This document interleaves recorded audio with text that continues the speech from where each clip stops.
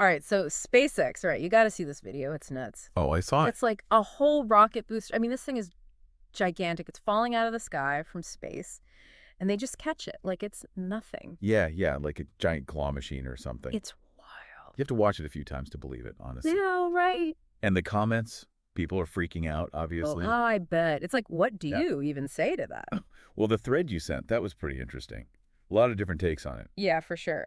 So, for anyone who maybe hasn't seen this whole thing yet, what exactly is SpaceX doing? I mean, I know they're calling it a chopstick catch, but Right. what does that even mean? So they've been working on these reusable rockets for a while, right? Landing the booster back on its tail after launch. Right. But this is next level. They're using these, well, they look like giant robotic arms to literally catch the booster out of the air as it comes back down. Wow. And why go through all that trouble? I mean, the vertical landings were already impressive enough, aren't they? Yeah, but think about it. Those landing legs on the Falcon 9, all that extra hardware adds weight. And in space, every kilogram costs a fortune to launch. Makes sense. This way, no legs, which means more room for cargo, more bang for your buck. Ah, so it's not just about the wow factor. It actually makes a difference. Huge difference. Someone in the thread did the math, said sending stuff to space with this system could cost as little as $17 per kilogram. Seriously. Yeah. And compare that to the old way. Launching stuff on regular rockets is like $23,000 a kilo. No way. It's a crazy difference. So this is a big deal then. Yeah, I mean, $17 to space, that changes everything. People are talking about building stuff up there, like actual infrastructure, regular trips to Mars even. I mean, it sounds crazy when you put it like that, but is this catch really that big of a deal? I mean, engineering-wise. There's always going to be hype around SpaceX, right? For sure. But this is legit groundbreaking. If they can really launch things cheaper and faster, like they're saying, it changes the whole game. It's not just about sending up a satellite every now and then anymore. It's like we could actually maybe colonize other planets. Okay, wow. It's wild. Even just watching that thing, I mean, the speed. It's incredible. Someone in the thread was saying it's going like 3,500 kilometers an hour when it starts to come back down. Oh, yeah. And then it has to like slam on the brakes so they can catch it. How do you even begin to control something like that? That's where the real magic happens. I mean, launching a rocket is one thing. Right. But catching something that big, falling that fast, and you got to be so precise. I mean, these guys are basically rewriting the laws of physics. Someone in the thread called it a controlled demolition in reverse, which I gotta say is a pretty good description. Totally. I saw that one too. So good. It's like you're watching this massive object just defy gravity, and somehow it's all going exactly to plan. It's mind-blowing. It really makes you appreciate what those engineers are capable of. Yeah, for sure. But you know, it's kind of funny. Who's that? Like everyone's talking about this amazing rocket catch, which obviously huge deal. But there's this whole other conversation happening around it too. Oh, yeah. I know exactly what you mean. The Elon Musk of it all, right? It's unavoidable, isn't it? Yeah. Like, can you even talk about SpaceX without talking about him? Right. It's like this constant debate in the thread. Some people, they're like, Elon's a genius. He's taking us to Mars, all that. Yeah, the whole visionary thing. But then others are like, SpaceX would be even better without him, pointing to, you know, some of his decisions, his management style. Yeah, it's that classic innovator dilemma, right? Does it take someone like that, someone who breaks the rules, to really shake things up? Or is it more complicated than that? Right. And with Musk, it's even harder to separate the guy from the company, you know? Like Sure. his personality is so out there, so intertwined with everything SpaceX does. You can't ignore it, even if you try. It makes it tough to even talk about it sometimes, right? Like people get so caught up in their opinion of him, it's hard to have a real conversation about the tech, about the actual achievements. Definitely. It's like the thread's either praising him or criticizing him.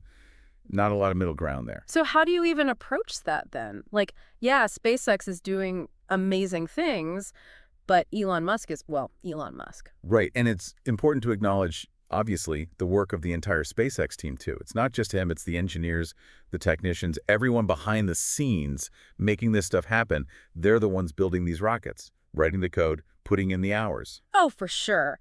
But on the other hand, you have people pointing to stuff like this chopstick catch as like classic Elon thinking. Like, who else would even come up with that? Right. And they make a good point. I mean, his willingness to take risks, to try things that other people or other companies might think are too crazy, that's got to be a factor in SpaceX's success, right? It definitely goes against the grain, that's for sure. Like, one comment said something like, imagine a NASA engineer suggesting they catch a rocket booster with giant chopsticks. Right. Like they'd be laughed out of the room. Exactly. But Musk, he's like, yeah, let's try it. And somehow it works. So is that the secret sauce then? Musk's, I don't know, weirdness. His willingness to just go for it no matter what.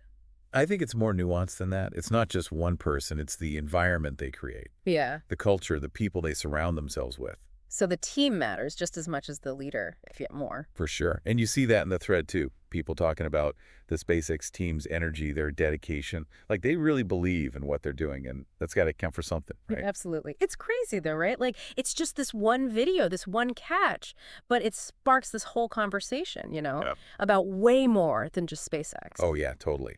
I mean, you start reading those comments, and people are going off on NASA, government funding, even, like, the meaning of progress itself. Yeah, exactly. Like, is this what we should even be focusing on right now? It's wild. It really makes you think. Like, someone pointed out that NASA, they've had a lot of the tech for these reusable rockets for years, decades even. Right, they've been working on this stuff for a while. But they haven't been able to pull it off like SpaceX has. And I guess the question is why? Well, some people were saying it's the bureaucracy, Yeah. all the red tape that comes with being a government agency. It slows things down. Makes sense. Like, SpaceX can just be like, all right, let's strap a rocket to this thing and see what happens. Right, and NASA has to jump through a million hoops first. Exactly. Like, one comment said, NASA's stuck in low Earth orbit while SpaceX is booking tickets to Mars. Kind of harsh, but, A little bit. there's some truth to it. Yeah, I mean, you can't deny that private companies can move faster, take more risks. And it makes you wonder about the whole, like, philosophy of progress. Someone in the thread brought up aviation, how so many advances in planes came during wartime. Yeah, that's always a bit sobering, isn't it? It's like, do we need that kind of pressure, that competition, to really push the boundaries? It's a common thread throughout history, unfortunately. War is an accelerant for innovation. Makes you think, right? Here we are celebrating this incredible engineering achievement. Right. And then in the back of your mind, there's this thought like, should we be putting all this effort into space travel?